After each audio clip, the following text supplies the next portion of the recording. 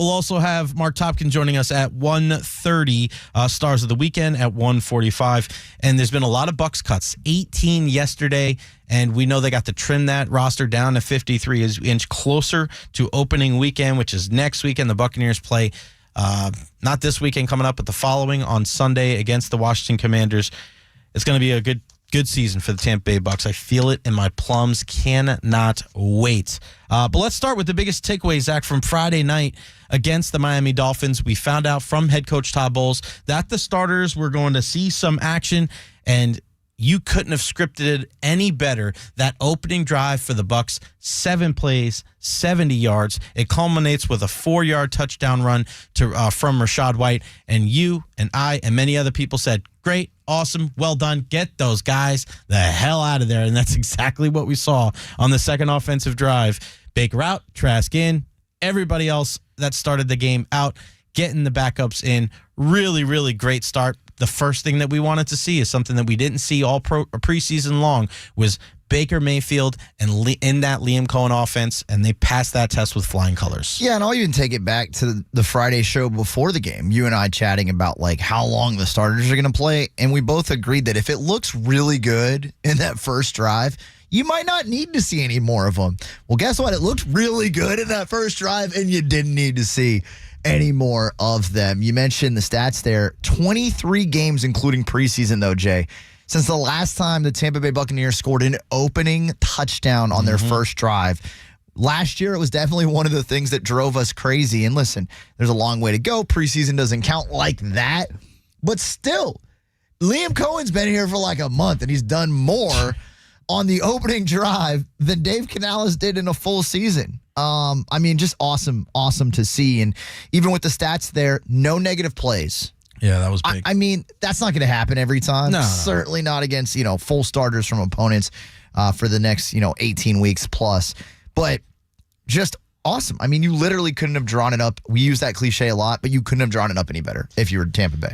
What were your biggest takeaways from the Bucs preseason finale against the Miami Dolphins? Get on the horn. 888-546-4620. That is the toll-free number. James Donlin will take your phone call and connect you with us. 82945 on the Bartow 4 DAE text line. Start that text with DAE, followed by your thoughts. And we are streaming live on Facebook, YouTube, Twitch, and Twitter/X. You can go on those social media platforms and comment on there. We will talk about them. We will discuss them, and we will show you some love here on the air. Download that free iHeartRadio app as well, especially we're getting back into football season. Everybody's back on that work and school schedule. Download that free iHeartRadio app. So if you're listening to something you really like in the car and you want to take us with you, you can do it via the free iHeartRadio app. So, yeah, I love it. I love that Liam Cohen. And here's just a couple of plays that stood out. One, there was a play action and then a dump-off screen to Rachaad White, something that we did not see last year, and he had so much room to run. There were certain plays, it was just 7 plays, because it's hard to gauge when you're talking about Kyle Trask and some of the backups. But, Zach, in those 7 plays, about 3 or 4 of them, you looked at and go, I haven't seen that. I haven't seen that at all. And that was one of them. Threw a screen to Godwin. Love how the offensive linemen got out there and blocked their asses off. But that play action pass to Rachaad White with a whole hell of a lot of room to run, that was just a little glimmer, a little sneak peek into what Liam Cohen does to get his big-time skill players open in space. And you mentioned the O-line push. I want to focus on them a little bit more here in a moment. But about RB1, that part. RB1. And Jay, we've seen it throughout preseason with Bucky Irving, and it's not a slight on the rookie or a guy like Sean Tucker who's been running hard. But at the end of the day, if this scheme, if this offense is going to create as much space as it has for its running backs, nobody's going to be able to take more advantage of that than Rachaad White. Right. It's a guy that can get out there and move around in space at this point right now, August 26th. Way better than anybody else on the roster. And again, that's not a slight at those guys. It's a boost. It's credit to Rachaad and the kind of skill set that he brings to this team. So, yeah, I'm excited to see him get out there and get rolling. It's just so interesting because I know fantasy football drafts are kind of flying right now. We had Andy Behrens on with us from Yahoo Sports last week, even talking about a little bit with Rachaad White and the regression that he might see this year because of some of the advanced analytics and stats looking ahead at his season. And for me, like, I'm just not in that camp. And I know we've talked about it here on this program. We're very pro Rashad as a guy that's going to have another good season and build on what he did last year. I look at it, and I know Bucky's going to help. He's going to make things easier. I just think, generally speaking, Rashad's going to have so much more room to do damage. And not only do I think that room's going to exist, I think he's going to take advantage of it. Yeah, it's a great point. People think, all right, there's more running backs. It's going to take away from Rashad's production. Well, I would argue that the added offensive coordinator, play caller, Liam Cohen, the extraordinaire, is going to add more yards to that position anyway. So instead of, let's say, 1,400 yards to go around for your running backs, now there might be 2,000. Yeah. And so Rashad might even do better this year, and you could still have, a great chunk of that pie for guys like Bucky Irving and Sean Tucker. So I mentioned that screen to Rachaad White, 17 yards. And then you saw it a little bit later on in the game with Sean Tucker as well, a 27-yard gain all the way down to the end zone there. Just missed a touchdown of himself. And how about the pass? I know that was one of your bank on it's on Monday or on Friday. The throw down the right sideline to Jalen McMillan, and initial reports of me being there watching it from the press box, it looked like he was out of bounds, but they called it a catch on the field. It stood. It looked awfully close, but just the fact that Liam Cohen has the confidence to call that, Baker makes such an incredible throw, and Jalen McMillan with the body control is able to go up, snare that football, and to come down inbounds, just shows you that that's not even one of your top two weapons at the wide receiver position. But when his number is called, Jalen McMillan is going to be ready. That was his only catch, but for 28 yards, Zach, you have to be excited about this passing game. And I know it's just one play, but you kind of know where you're getting from Evans and Godwin, and it's still a relative unknown because he is a rookie, and we want to see it translate to the regular season. But, man, that play right there, that just had you wondering and thinking, like, what is the ceiling for this Buccaneers offense? For sure, and Godwin had a nice catch in that drive as well. We know Mike wasn't out there, didn't think he needed to be, so I think we're all okay with that, right? Like, we're not writing into the Bucs today. Why didn't Mike Evans play? When it comes to Jalen McMillan, I've seen this, and I know that I'm not the only one. I know you've been out there as well. Recently, especially, though, at practice, like, Baker he wants extra reps throwing the football to Jalen McMillan. And we saw this last year, I think, in a much more extreme version of Baker being like, yeah, I'm going to throw it to Mike. Like, that was Baker, what's the game plan? I'm going to throw it to Mike. And that worked. Mike was tied for the lead in reception touchdowns with CeeDee Lamb there, like, scored a ton and was a big safety valve for Baker when things kind of got ugly.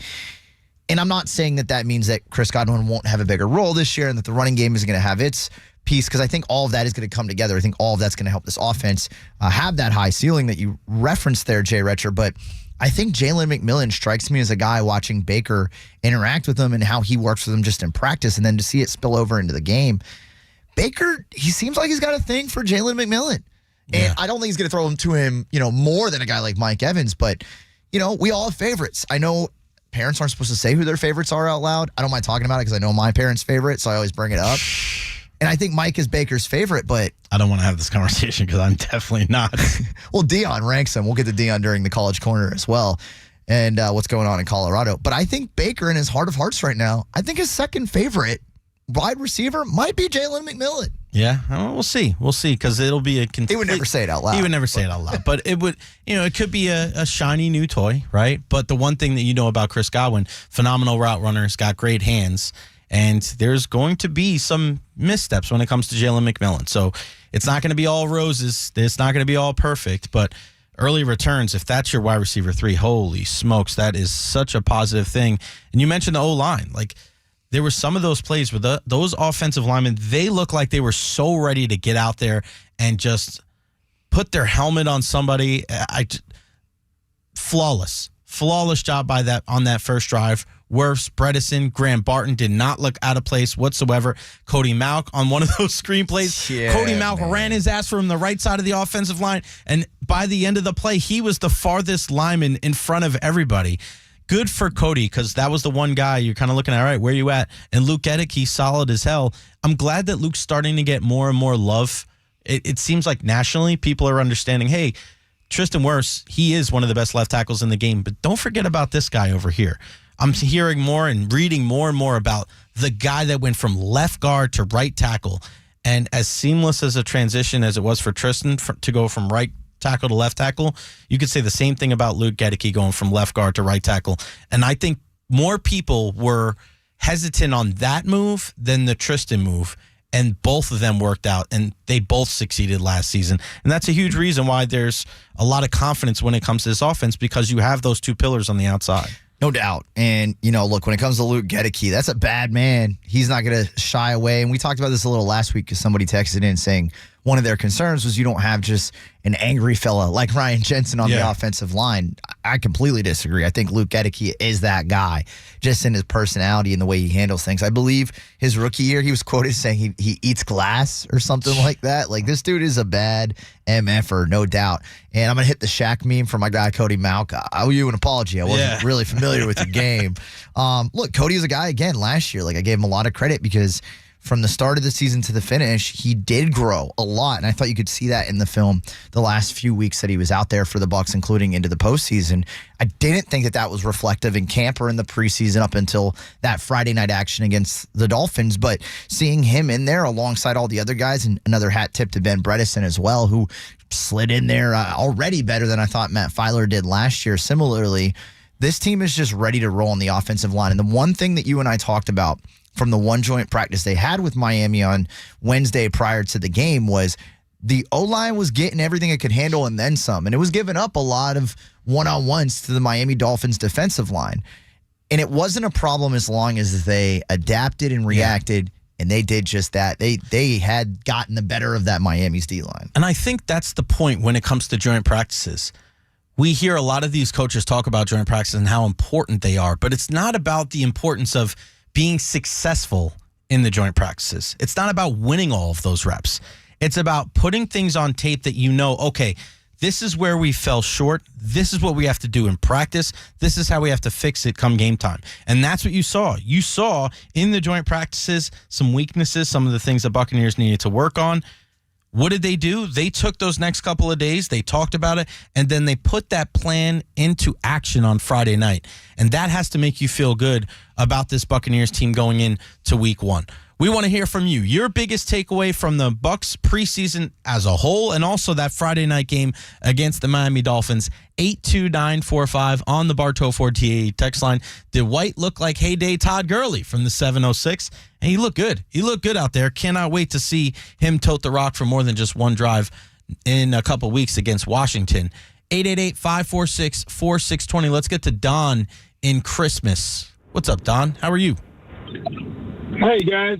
I'm doing all right. So a couple of things about that offense and the whole game that really stood out to me. First of all, the offense had intricacy in terms of the number of things. Almost a lot of subterfuge, too, as far as what the high-level offenses have, where they show one thing and then absolutely do another, or they've got so much motion going on and so many other things going on that it's hard for the defense to figure out which way the ball is going.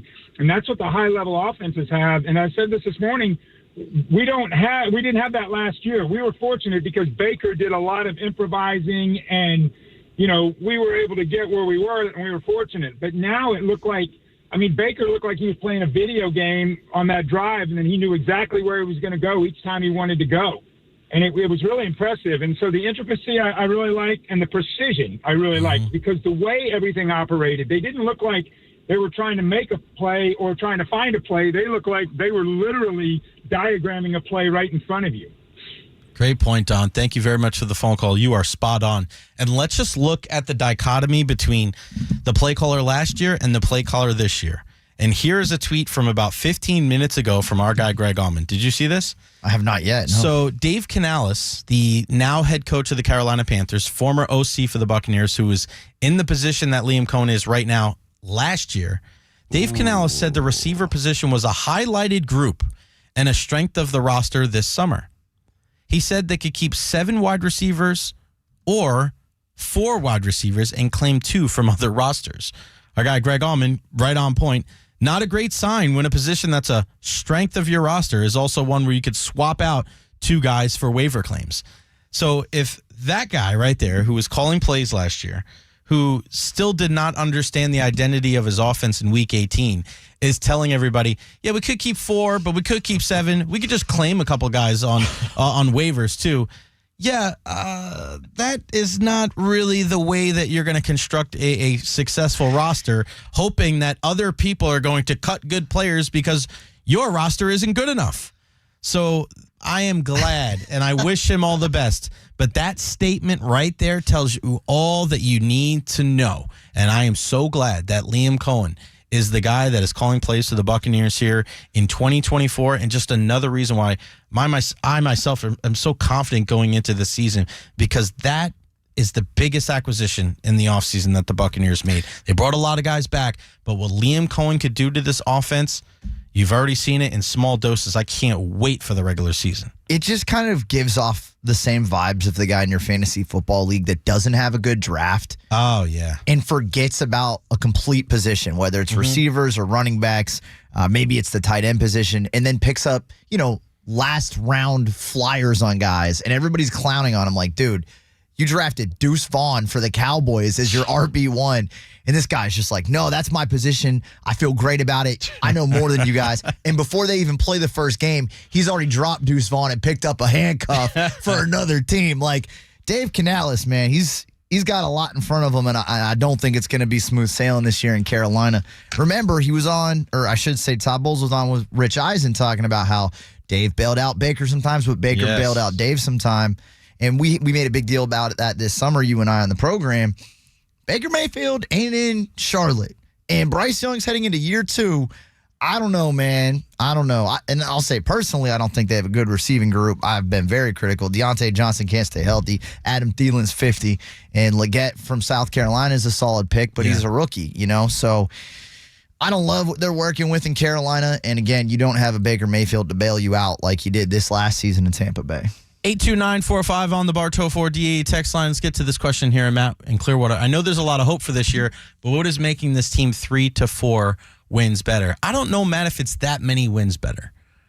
You just got to get in. That's the most important thing. Just get in, win the division. If you're going to get in there as a wild card, get in there as a wild card. I had them at 9-8 last year. I think they're going to be 10-7 this year. They do have a daunting schedule, which is why I don't think they're going to win 12 or 13 games. But I think you look at some of the areas that they really needed to improve on. Play calling, interior offensive line, depth at the skill spots, and adding to the guys on the outside in the pass rush that we're going to get into in the next segment. Those are 4 big questions, and I think 3 of them certainly answered, and we're starting to see more and more help on the outside as well. I mean, Zach, there's other than Todd Bowles' question with the punting with Jake Camarda, you said it I very early. It was like weeks ago.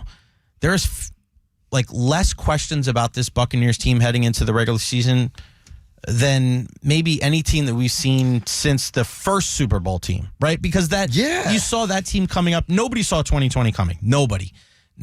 I don't care. Tom Brady was here, but nobody thought that team was going to win the Super Bowl. Yeah. They thought incrementally it could build up to that.